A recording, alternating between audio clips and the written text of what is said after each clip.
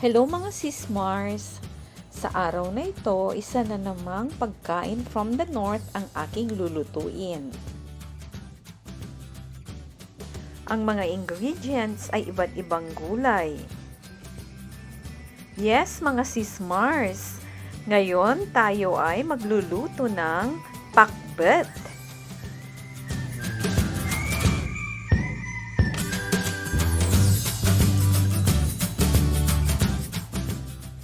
Ang mga ingredients ng pakbet na lulutuin ko ay kamote, kalabasa, talong, sigarilyas, sitaw, at okra.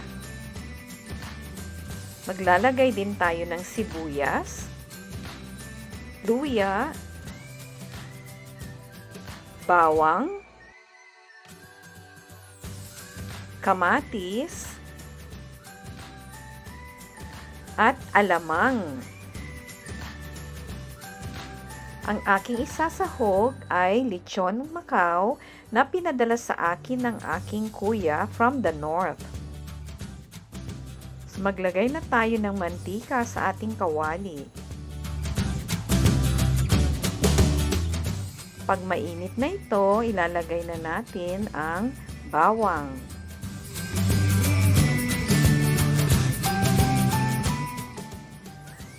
Susundan nito ang sibuyas at luya.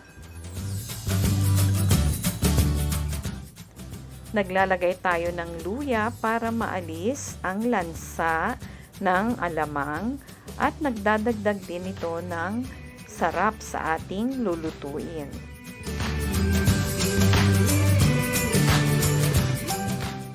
Next nating ilalagay ang kamatis.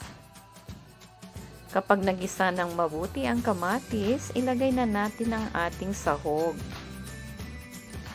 Since luto na ang ating lechon Macau, hindi na ito kailangang matagal na igisa.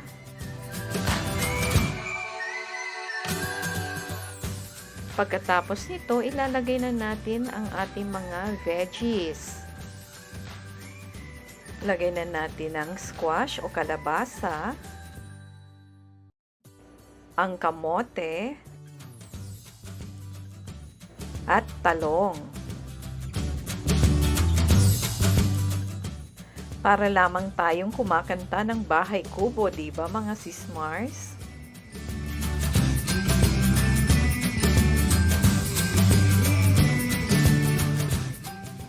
Igigisa din natin ang ating mga gulay.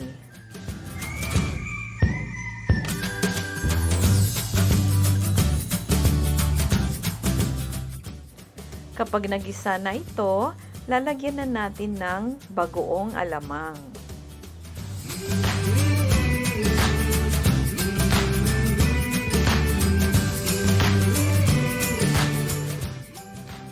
Ang alamang na gamit ko ay from the north din. Nagkakaroon na ba kayo ng idea mga sismars kung taga saan ako?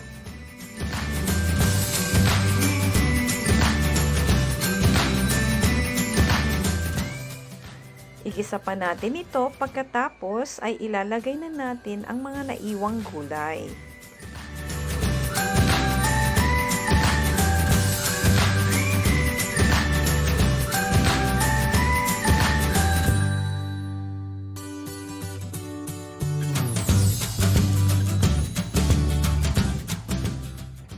Pagkatapos nito, maglalagay din tayo ng konting tubig para sa sabaw ng ating pakbet.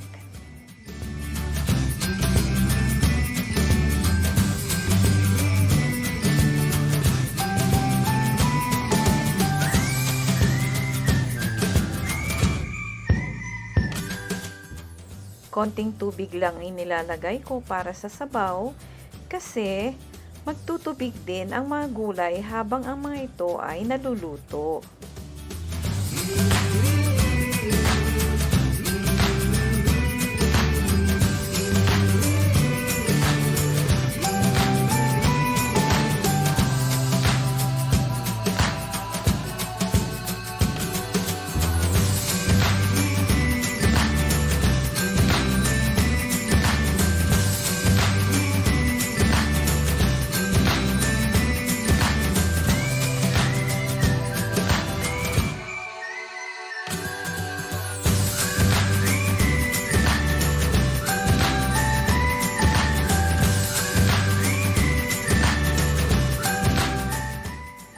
ayan na mga sismars.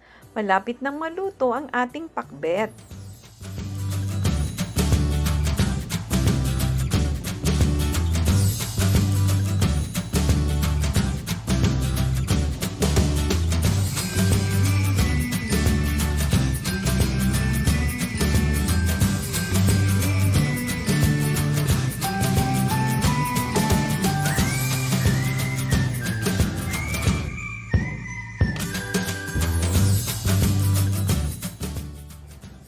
Eto na mga sismars, luto na ang ating pakbet. Kung mapapansin ninyo, hindi overcook ang mga gulay.